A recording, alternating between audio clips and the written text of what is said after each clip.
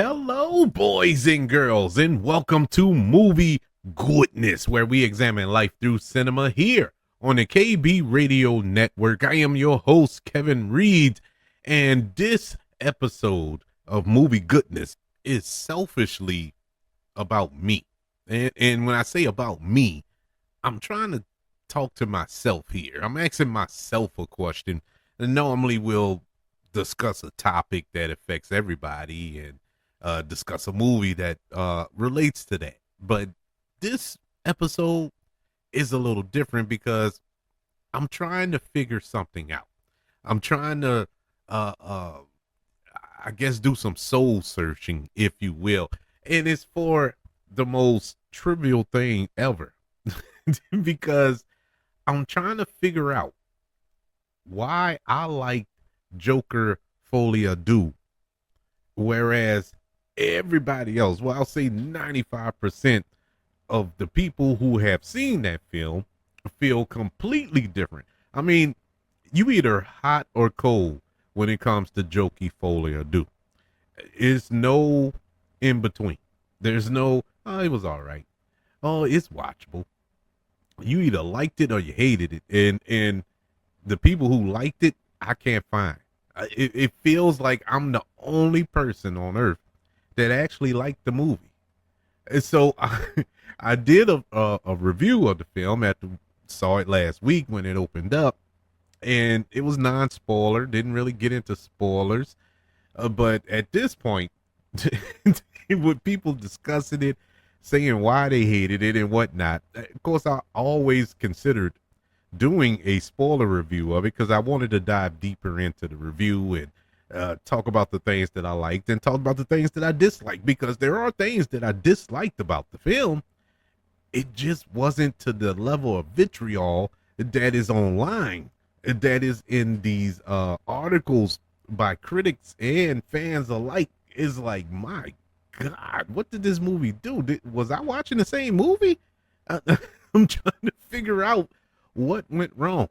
And so the film is a flop, at least as it is right now.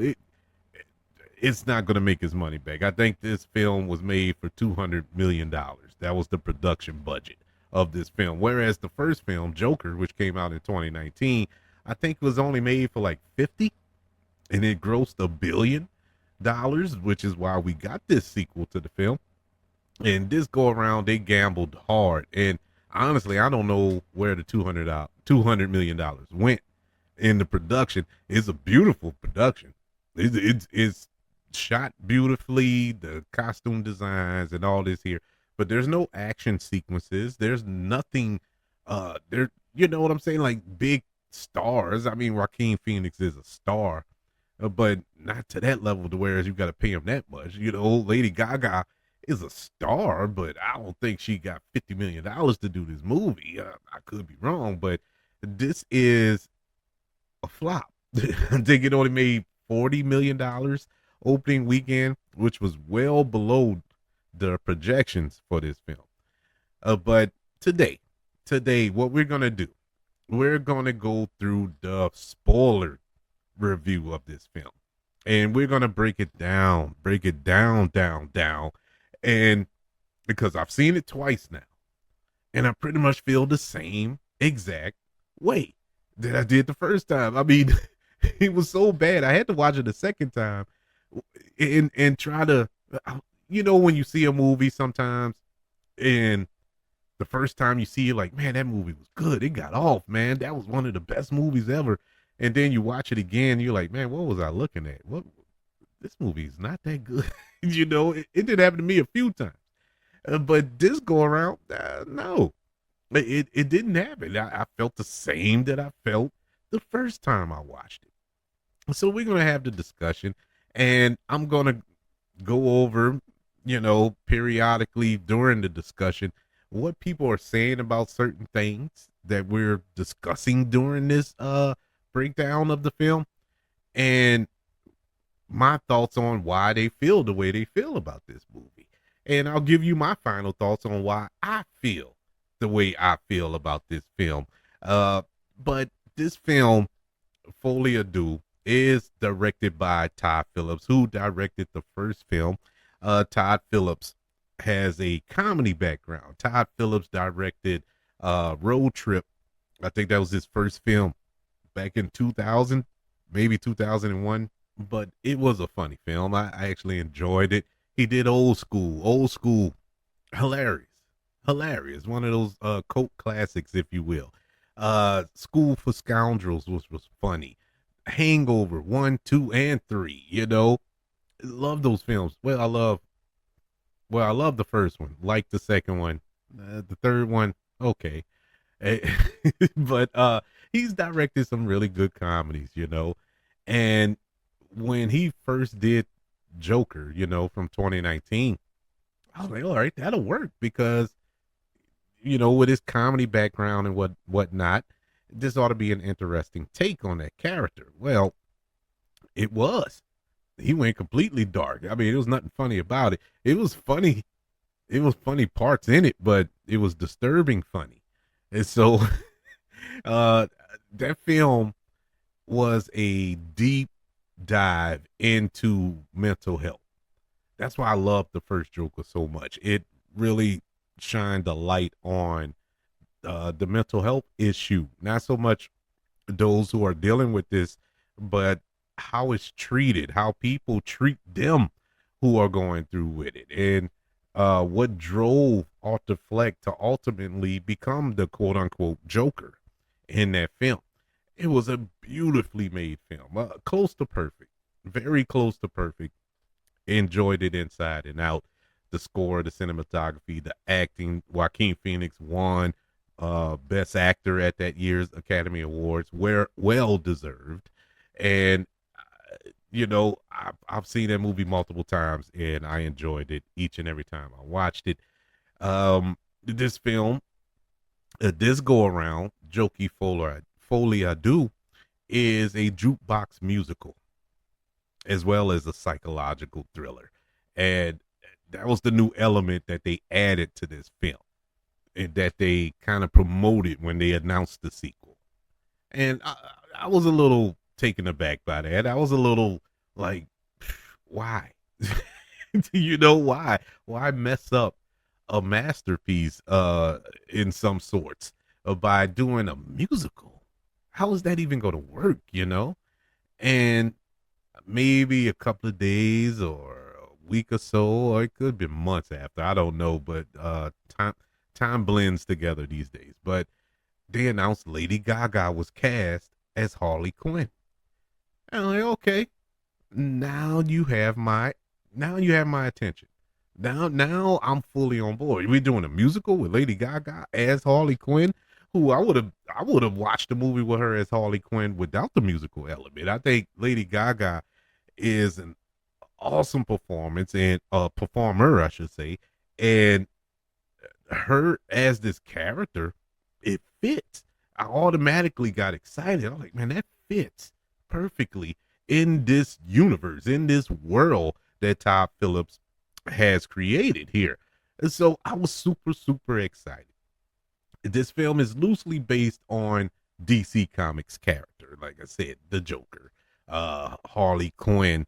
In this film, in Folie à Deux, you have Harvey Dent in this film, uh, in a small role. I guess you could say small role. It's not a co-star or nothing like that, but yeah. So you have Gotham City as one of the main characters. The city itself, it is set in this world, and I just want to say this to start off. I think a lot of people were upset, but I don't think it. I actually know this for a fact because I've watched some reviews of people who were mad at this movie because it wasn't comics accurate. And my mind was blown by that. And I mean, super, super mad. Oh, man, that's not the Joker from the comics. Well, the first film wasn't the Joker from the comics. This had nothing to do with DC. I know in the first film, of course, yes, Bruce Wayne appears in that film. He was a little kid in it. He was a little, maybe 5 or 6 years old in that movie. Uh, whatever. You know, you had Thomas Wayne, you had Gotham City, and all this other good stuff. Yeah, oh, all right, cool. It was set in the DC. This is loose, and I mean loosely based on DC Comics. I'm talking the first film. So I wasn't, me personally, was not expecting Batman to show up in this movie. I wasn't expecting Alfred to show up in this movie. I wasn't expecting Dick Grayson or Jason Todd to show up in this movie. It's it's a Joker film, you know? It is what it is. And so I don't understand why people were mad that this was not accurate to the comics. No, it's not. If that's your beef, you're 100% right. It's not accurate. It is nothing in the comics that is reflected in this film. Or should I? Well, yeah, well, you know, with certain characters or whatever, things that happen, we'll get to it. But it's like that's not. It's not based on any comic at all, other than names and the setting. That's it. That's it. Other than that, this is a standalone film in every sense of the word. Joaquin Phoenix returns as Arthur Fleck, aka Joker, reprising his role, his Oscar-winning role, I should say. Lady Gaga, as I mentioned before, was cast as Lee Quinzel. Lee Quinzel. Keep that name in mind. Zazie Beetz returns from the first film. Lee Gill returns from the first film. New to this sequel, you have Brandon Gleeson, Catherine Keener, Steve Coogan, and Harry Lawty, who portrays Harvey Dent, the district attorney who is prosecuting Arthur Fleck for his crimes in the first film. And so this is how I'm going to do this spoiler discussion. We're going to break it down like I break down every other review, but we're going to break it down a little more. We're going to start with the performances.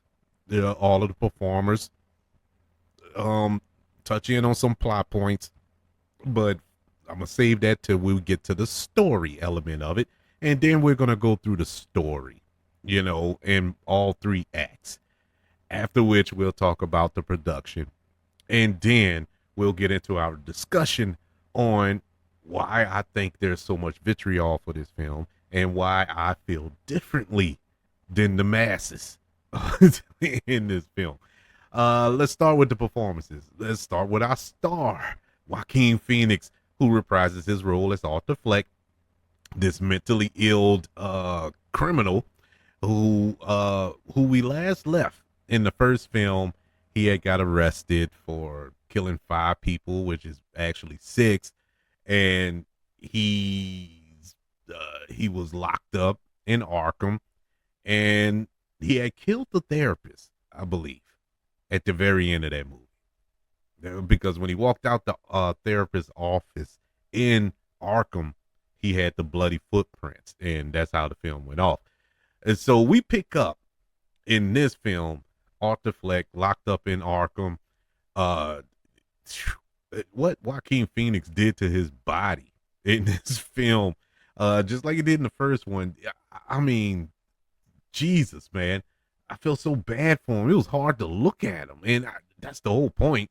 You know, he's supposed to look like this, just malnutritioned, just thing. You know, just this.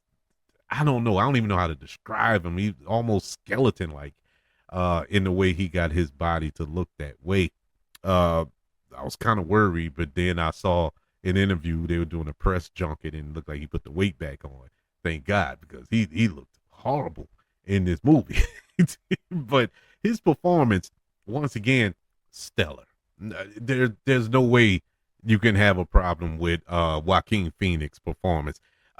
Even those who are mad at the film, they still praised his performance. It wasn't him. It wasn't him. He did. I mean, he went above and beyond for what they gave him in this movie. And so my hat's off to Joaquin Phoenix. A lot of people are upset with the film by the way this character is in this movie.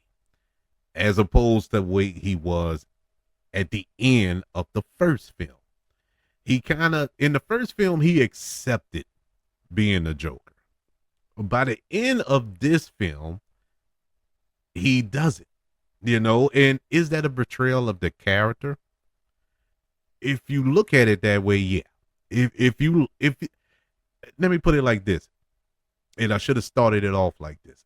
If you went into this film expecting a brutal, just homicidal killing machine, you're gonna get your feelings hurt. And for some strange reason, I never thought this movie was gonna be that. And so none of that caught me off guard. That this character was not this just murderous, vile, disgusting human being that we left at the end of the first film, because things are different. Matter of fact, his character, Arthur Fleck, says that in the film. He says that when he's talking to Steve Coogan's character in the film, when they're doing that interview thing inside of Arkham. He tells him, like, things are different. That's what we should be talking about. It's different. Because his mindset is different. He's not the same person. He's on medication. They're keeping him sedated in this asylum. Well, it's a state hospital, but we know it's an asylum in the comics. But you get the point. So, no, you're not going to get that character. That character, they killed that character. They basically killed that character. They being the ones at Arkham, they have subdued that character and put this love interest into the film, into his world, and that's where his focus shift to. It wasn't about being seen or anything like that. The only thing he wants to be seen by, or the only person he wants to be seen by, is Lee Quinzel. And so that's that. He's going to have a different objective than he had in the first film. And that was basically this character's journey in this film. Lady Gaga as Harleen Lee Quinzel, or what we know her as Harley Quinn in the comics. This is not the Harley Quinn from Batman the animated series. This is not the Harley Quinn that Margot Robbie is known for playing in the Suicide Squad and Birds of Prey and stuff like that. No, this isn't the Harley Quinn from the animated show on Max. This is a completely different character. Completely different. Other than the fact that this is a girl or woman, I should say, that is in love with Joker. That's it. That's the only similarities between Harley Quinn and Lee Quinzel. That's the only similarities that these characters have. We do find out later in the film that she has a psychology degree and all this here. So yeah, you can link that with it too. But as far as Lady Gaga's performance, oh, I loved it. Oh my God, I loved it. The only problem I had with the Lady Gaga of it all, it wasn't enough of her. And to say that this was a jukebox musical wasn't used that often. Wasn't used a lot as far as the musical element of it. Yeah, no, I take that back. There is a good portion of music in this film, and she does sing a lot of it, but this isn't your typical musical, and I guess that's a good segue into the musical element of it, which I should have talked about earlier as well. Yes, this is a jukebox musical. Music is used in this film as a doorway or a pathway into the minds of these two throwed off individuals. And I thought that was a unique and interesting path to take. It's just like in the first film where dancing, when Joker danced, when Arthur Fleck danced, that was his kind of release. That was his coming out as the Joker, And this film, it was the singing. That was the connection with him and Harley. And I thought that was an excellent idea. But Was it executed right or properly or effectively? I would say not 100%. It was a great idea, but it wasn't done great. Uh, Once again, reading the reviews, seeing people mad about the musical element of it, thought it was overdone. I don't think it was overdone. Me personally, I thought it should have been more of it. If we're gonna go musical, let's go musical. Uh, and I know a lot of people are mad because they have musical elements in it. Look, by no stretch of the imagination is this Chicago or is this Moulin Rouge or something like that. This is not that. Music is used sparingly, sparingly, in my opinion. But I'm reading reviews where it was like, oh, it was too much music in it. Man, what? It wasn't that. It really wasn't that much. I maybe I was expecting more, and that's why I feel the way I feel. But like I said, I seen it twice, and going into it the second time, and I know when the musical cues are coming, but it still didn't feel like a lot, in my opinion.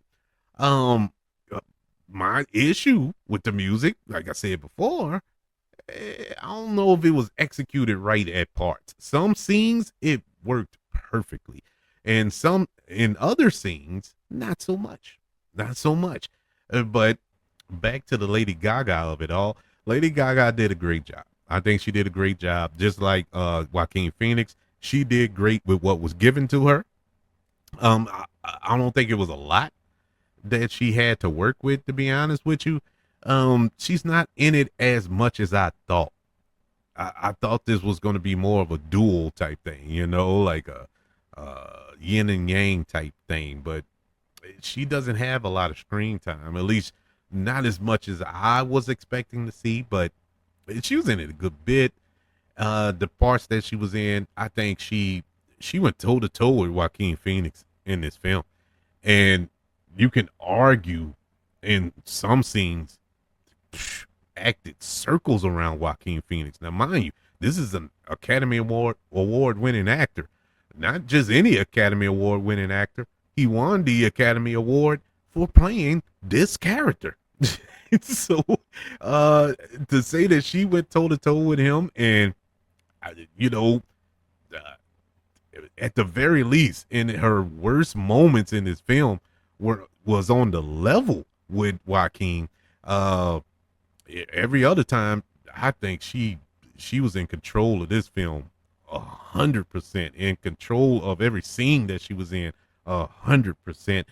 The character being as manipulative as she is, and uh, you can argue that she was more diabolical than Arthur, even though she's not a killer per se. She didn't kill anybody in here, but other than Arthur, his heart. I mean, ripped his heart out at the end. But other than that, I'm saying that figuratively. But yeah, it was an awesome performance by her. I think one of the best. I'll put that up there, or put this up there with Star is Born, which is I think she was nominated for that film, and rightfully so. Uh, do I see a nomination for her in this? No, not with all this backlash. I don't see any awards coming for this film, but they should acknowledge them in some type of way. Those were some awesome performances. Speaking of awesome performances, and spoiler alert on a spoiler discussion, all of the performances was great. There wasn't a bad performance in this film, but there are some that stand out more than others. One in particular, you have Brandon Gleeson, and you know, saying that name and a great performance by him is like saying water is wet. I get all that. I mean, Brandon Gleeson is amazing, and I would say close to everything he's in. I love Brandon Gleeson. He plays a security guard at Arkham, and he's abusive towards Arthur, and but his character is he's brutal in the scenes that he don't even touch Arthur. He's just brutal mentally. It's like a mental abuse, but it do get physical at times as well, which those scenes are pretty disturbing in their own right. But Brandon Gleason's performance, top notch, man. I actually I wanted to see more of him. I really did. I wanted to see more of him. But the biggest standout to me, like Steve Coogan, he does a good job in the scene that he's in. I've never seen a performance from him like this. You know, this kind of even kill TV reporter. Uh, you know, because Steve Coogan is a comedic actor and whatnot. So, you know, you're thinking at any point he was going to crack a joke or something, but no, this was the most serious I've seen Steve Coogan. Now, I'm pretty sure he's played serious roles before, but this is the first one I took notice of. I was like, man, Steve Coogan, go ahead on. But the big standout to me is a character from the first film who returned for this film, and that is Lee Gill, who plays Gary Puddles. And he was in one scene. And this was my favorite scene in the movie. Because that scene, oh my God, I'm about to cry now. That scene had me about to just break down, man. I mean, it was, oh my God, you was talking about emotions. I can't I can't put into words the level of emotion I felt from that performance, you know, because he's a little guy. And if y'all remember from the first film, he was the one guy who didn't pick on Arthur, the one guy, and you really don't think about it until it's mentioned in this film, in this scene in particular. And for Arthur to tell him like, yeah, that's why I spared your life. That's why I didn't hurt you. You know, you was my friend. You know, you didn't pick on me. And that's when Gary Puddles said, you know, that's why you was my friend. You was the only one that was nice to me. You know, you were the only one that was nice to me. And uh, you know, at this point, Arthur Fleck had went full Joker in the courtroom, and he's trying to cross-examine him, Gary, and you know, Puddles, is that your real name? You know, even cracking jokes about that, and he's like, no, that's my name. And really, it was just it tore him up, and that's what ultimately broke down the wall between Arthur and Joker. That's where Arthur came out, and like a light switch was flicked right there. And the way they played that scene, the way they acted that scene, oh my God, it was beautiful. It was beautiful. I mean, to all of you who hated this movie, who couldn't stand this movie, you gotta sit back and say that scene was top notch. That was an A+ scene. It was. It was an A+ scene. Moving on to the story elements of this film.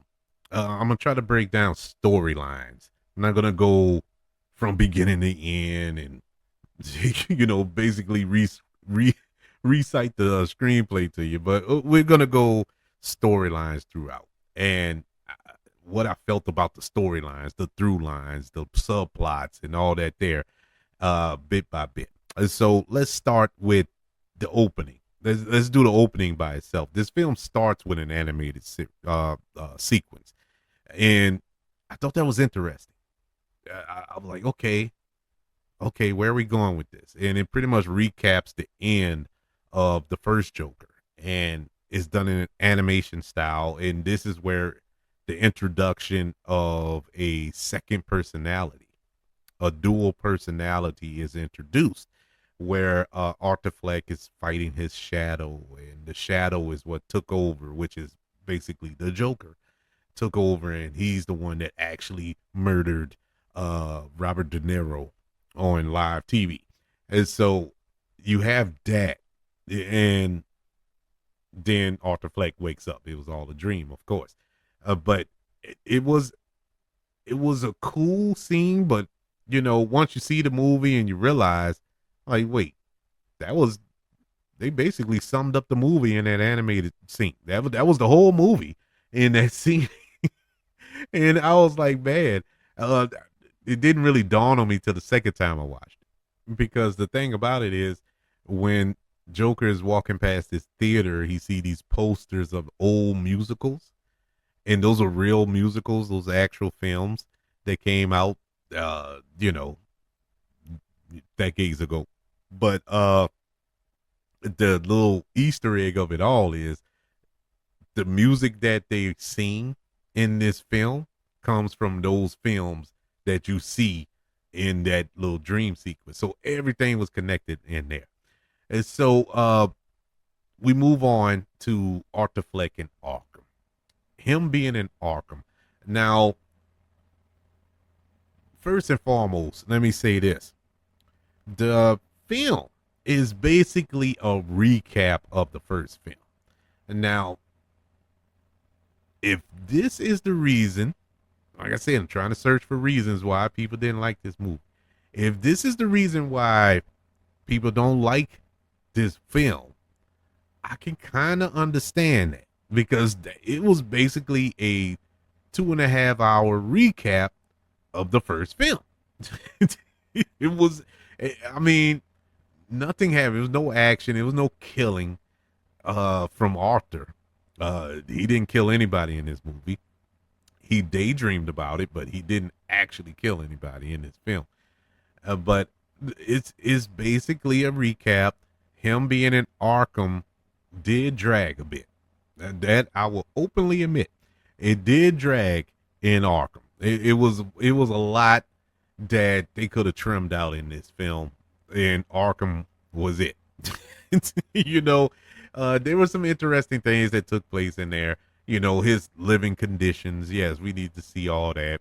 The other little sub characters that he interacts with, that's cool too. Him and the guards, that's cool.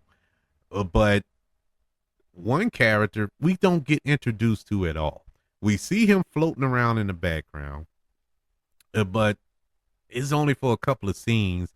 And then at the end of this film, he pops up and he's the one who kills Arthur Fleck. And now I thought the first time I watched it, I actually thought it was the other guy, the one that was always hanging around Arthur, but he got killed. I don't know why my mind got mixed up, but the guards killed him. And so that wasn't that guy, that was another guy. And so they didn't introduce him. The dude just kind of like popped out of nowhere. You know, we don't know for what reason that he killed Arthur, other than the fact that Arthur renounced the Joker persona, and that made a lot of people mad and all this other good stuff. But yeah, I mean, it was kind of out of nowhere. And then the other element, at least for me, that I didn't like about the Arkham element was Arthur Fleck is locked up. He's going to trial for killing 5 people, but we all know it's actually 6 for killing 5 people. And they allow him to go to this singing class that's in the minimum security wing of Arkham. You know, this is one of the most deadly people in Gotham. Why are we just letting him willy nilly? And it was like that part was like so confusing. I know the reason why, story wise, you know, screenplay wise, because you need Arthur and Lee to meet up. You need them to get together, and this was where they got together at. All right, I get that, but common sense wise, it made none. It made 0 sense. He's going to this singing class. They're watching movies together and all this other stuff with no real supervision. You know, no restraints or nothing on him. He had restraints the first time, but as they kept going, he had 0 restraints on him. And I'm like, this is a serial killer. I mean, I don't get it. I don't get why that it was done in that way. It could have been done differently as far as the Lee Quinzel character and Arthur Fleck meeting up. They could have still used the Harley Quinn element of it, or the Harleen Quinzel element of it, as her being a psychiatrist, and Arthur Fleck has to go see her as he prepares for the trial and whatnot, and it could have been done that way. But at least that's me if I was writing and directing this film. But I guess that's why I'm sitting here just talking about it. But that would have been a way, at least a better way in my mind, for them to meet up. Them going to this class thing, it didn't make sense, and this drug on for a while. And that element of it, no, I didn't like. Quite honestly, I did not like that, but I accepted it for what it was. Um, Moving on to the trial. The trial is the big part, another big part of this film, and it, once again, it's just a recap. The whole trial is just recapping what happened in the first film. Story element wise, did we need to see it? No. Did we need to keep hearing about it? No.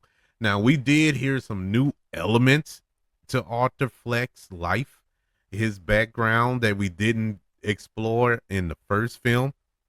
They touched in on it, but they didn't really go into depth with it. The scene with Zazie Beetz, who also returned for this film. If you remember, she played the character that Arthur Fleck had fantasized about, that he thought he was having an actual relationship with. Come to find out, he was imagining the whole thing. She testifies at the trial. Once again, another scene that kind of broke me. Not as much as the puddle scene, but this did break me as far as Arthur Fleck's character.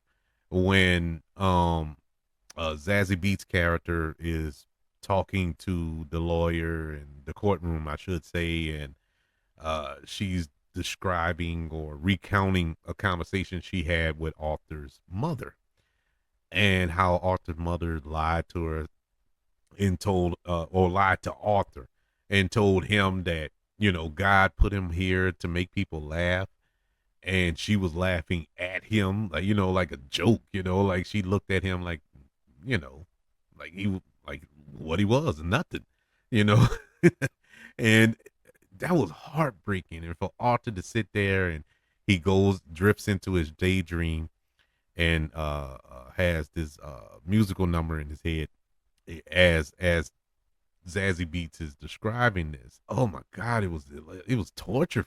I felt so bad. And that brings me to another point of why people may be upset with this film. This film kind of, I don't know if this was the intentions or not, but this film kind of made Arthur Fleck a sympathetic character. We left him in the last film. He's a cold-blooded killer, a stone cold killer. Man smothered his mother. You know what I'm saying? He shot a man on live TV, blew his head off. He killed the people in the subway and whatnot. I mean, he's a cold-blooded killer. And in this film, this was kind of a way to make him sympathetic. At least that's a way you can look at it. I didn't see it that way, but I can see where people would see it that way. You know what I'm saying? I see where you can look at this like, oh man, they trying to make him the hero and whatnot. I don't see that. I really don't. But if you really go back and look at the first film, it's the same elements there. They really didn't make him a villain.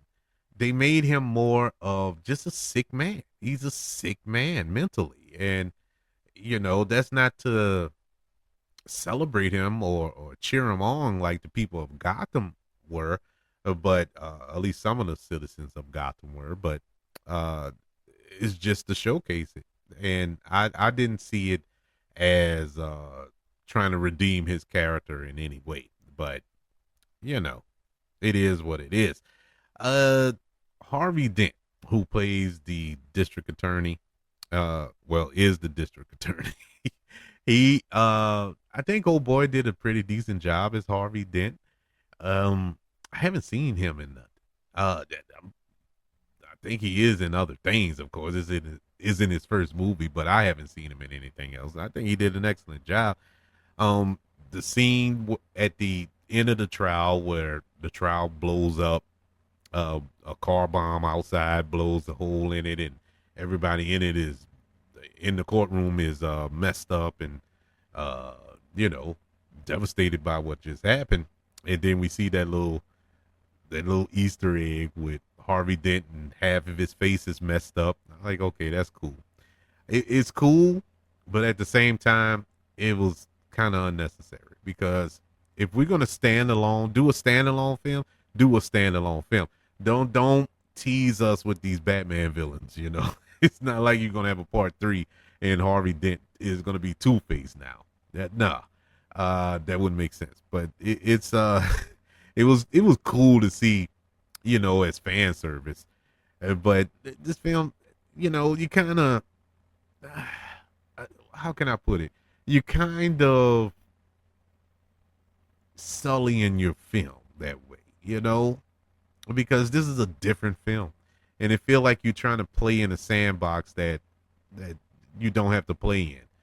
There's no need for that. Just make your own movie. You didn't have to add those elements. You have enough Batman elements in this film. You didn't have to add that. You could have had Harvey Dent. I would have been just fine with not messing up the side of his face. It just made me personally. It just made me think of, okay, Batman's coming soon. And I know in my head it's not gonna happen. This is not that type of film. This is not that universe where you're gonna see Bruce Wayne dressed up as a bat, swooping in and beating up the Joker. It's not gonna happen. So when you do stuff like that, it makes you think about that. So I think that was a misfire. No pun intended. Now we move on to this ending, and the ending did make me mad, and not for the reasons you may think. Everybody knows the ending. Joker gets stabbed by that inmate that we were talking about that came out of nowhere, but he is murdered, and that inmate cuts a smile in his face once again, making a nod to another Joker. Is dumb. That was dumb. Why? Because that's Heath Ledger's, God rest his soul. He that was his Joker. So what are you implicating? That was Heath Ledger's Joker? That's how he got the scars? That made no sense. But I didn't have a problem with them killing Arthur Fleck. I get it. Just didn't like how they killed Arthur Fleck. It would have been more poetic had it been Harley Quinn or Lee Quinzel, to put it better, because that's who this is. It would have made more sense that way. But that's not what they did. And this film had 3 endings. It felt like it was going to end 3 different times. And it made you look at your watch. It really did. It was like, okay, so now so they about to kill him. Nope. Then there was another scene came and it looked like, oh, this is where they're going to, nope. And then the end happened and you're like, okay, yeah. it was just unnecessary. It just drug at the end. It just did. They could have picked either one of those 3 and just ran with the one, and it would have been 10 times better in my eyes. I would have accepted the ending that we got had they not did the first 2 little false finishes.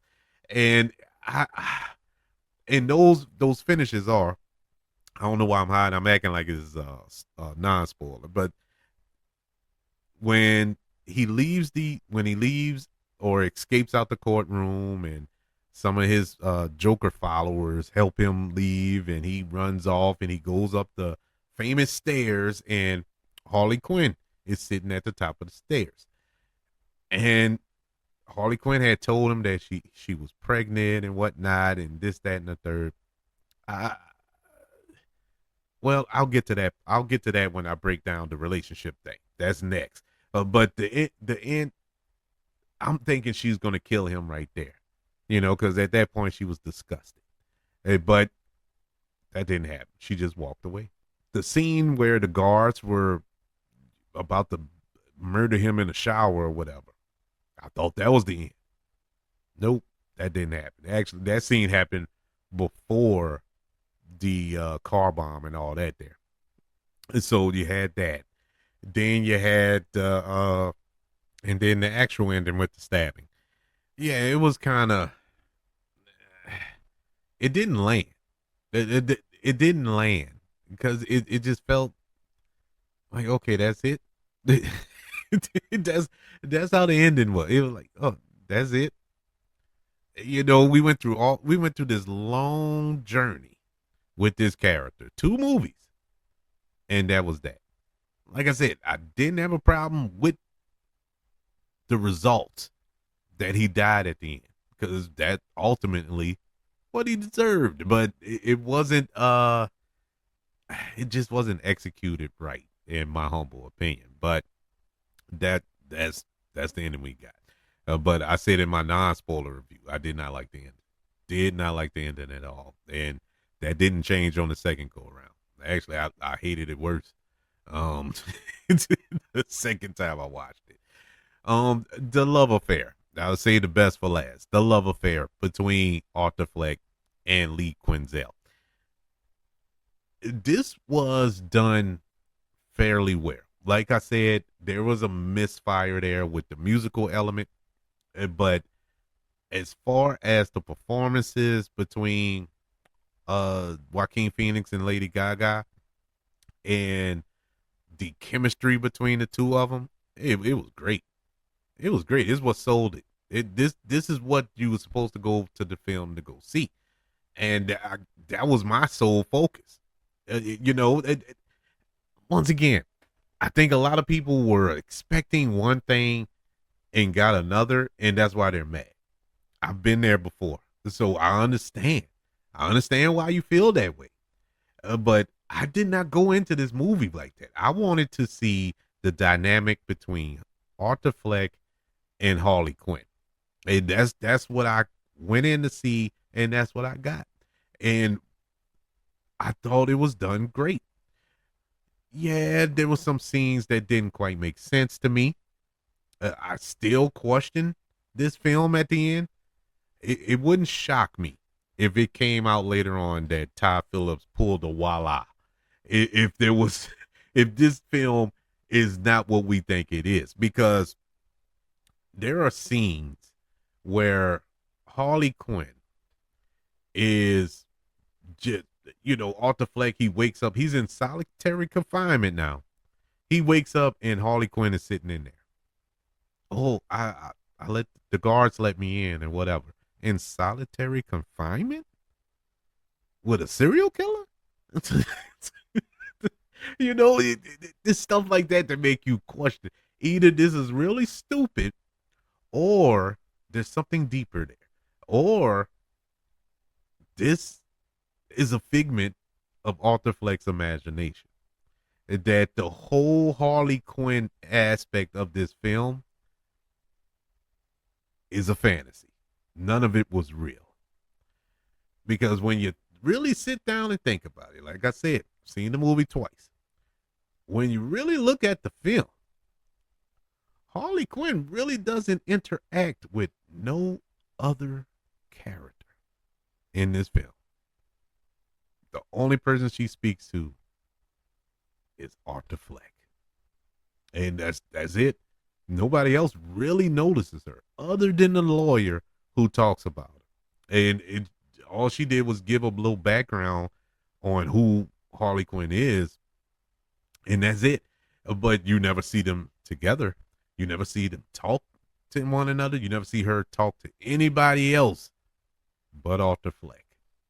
And so my theory, she's not even real. That's my theory. Could be wrong, but 9 times out of 10 I am. But it's something to think about. I mean, we're dealing with an unstable human being here, so all chips on the table. we don't know what's real, what's not, what's fantasy, what's reality. When we come to the world of Arthur Fleck, but that's my theory. But because she shows up in areas, that's the real telltale sign. She shows up in areas that she should not be in, and she just waltzes in like it ain't nothing. You know, Eh, just something to think about. Just something to think about. Now, does that make the movie better? No, no, it don't. Does it make it worse? No, it don't. I just think it's very interesting, but it's very ambiguous. It wouldn't shock me if Todd Phillips would come out and say that's what happened.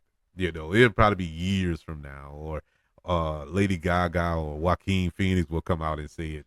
Uh, like, yeah, that was it was all in his head. It was all in his head, and I would not be shocked. But I will accept. Kevin, you were right. I will take those. I will take those. But anyway, that's just my theory on that. Overall, I enjoyed the film. My feelings on the film hasn't changed. I can see the flaws. I've stated my flaws with the film, and they're valid. Everybody's uh gripe with the film is valid. I'm not excusing it. I actually understand it, and we actually share some of those dislikes.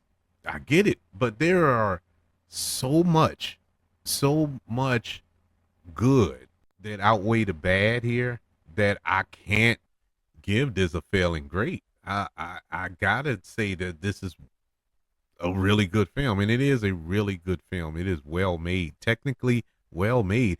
Todd Phillips, uh, comparable. I mean, solid direction here.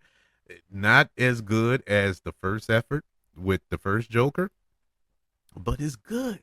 It is directed well. The tone here is pretty good. Really dark, really moody. The atmosphere is just disturbing as I don't know what, man.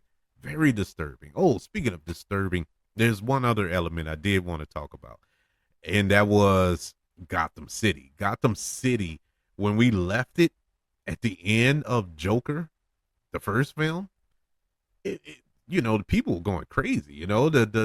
These Jokerites, they were going crazy.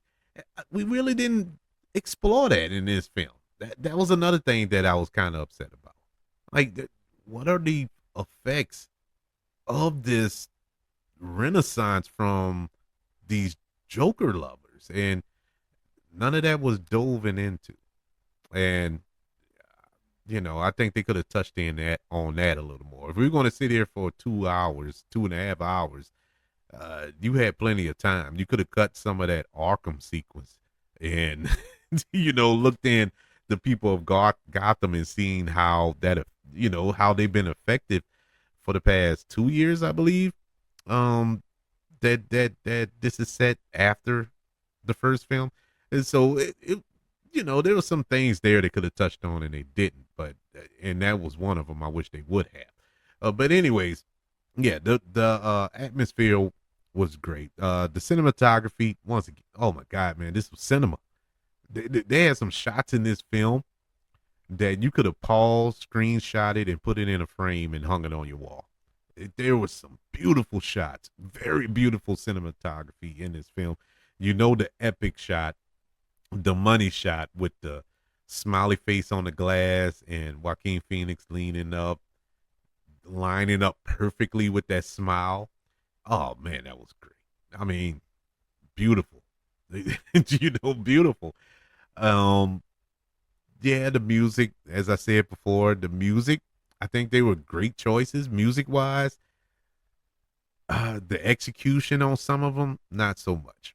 But I did like the musical selection. The score, on the other hand, now this is a score that was done by I can't pronounce her name, but she won the Oscar for the first film for her score, and that was an excellent score. I listen to it from time to time. I have it on my playlist, but this go around, it was pretty weak. It was really weak to say this is a quote unquote musical.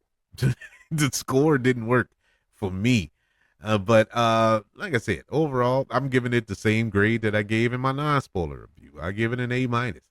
I think it's a well-made film, and I'm giving it an A minus because of the effort. The execution, not so much, but the effort was great. I think it was a great effort. Um, some of the elements that I mentioned that were unfortunate, they weren't bad decisions. The things that I mentioned that was kind of bleh, they weren't bad decisions. They were just executed wrong. If it makes any sense, if I'm making sense to y'all, maybe I'm going crazy in my head too. But it just uh, it wasn't enough for me to say, oh, this movie was bad. But that's just me. That's just me. Obviously, it's just me. But I said all that to say this. I'm standing on my word. What I said. I liked the film. Thought it was a great film. Uh, it's not better than the first film by no stretch. It really did take a dip in quality, but the first film is like to the moon. So you know, it was gonna be a tall task to reach those heights, and hence I wasn't expecting to reach those heights with it. That's why I was not shocked by it, and my expectations were kind of low going into it. And so what I got, I actually enjoyed. Joker Folie gets an A minus, but that's my opinion. That's just me. I would love to know yours. And honestly, like I say on every review, it's all subjective. There's no wrong answers. If you liked it, that's good. If you didn't like it, that's good. There's nothing wrong with that. There are a lot of things that I like that my wife hates. You know, it's movies and TV shows that she does not want to watch. It's that I would break the remote on the TV trying to hurry up and get to it. And it's vice versa. There are things she watch I utterly refuse to watch. But that's her jam. Just like stuff is my jam. Uh Obviously, Jokey Folie is not everybody's jam. And that's okay. My only thing is the reason for this episode, the reason that we having this discussion is, man, it's so much hate. I mean, venomous hate for this film, and I just don't know why. If you didn't like the movie, you just didn't like the movie. I mean, it's okay. It's okay. But I want to know what your thoughts were. Did you like Jokey Folie I do? Did you hate it? Did you just straight up hate it? Email the show, kbradiopodcast@gmail.com. You can also search for the show on all social media platforms.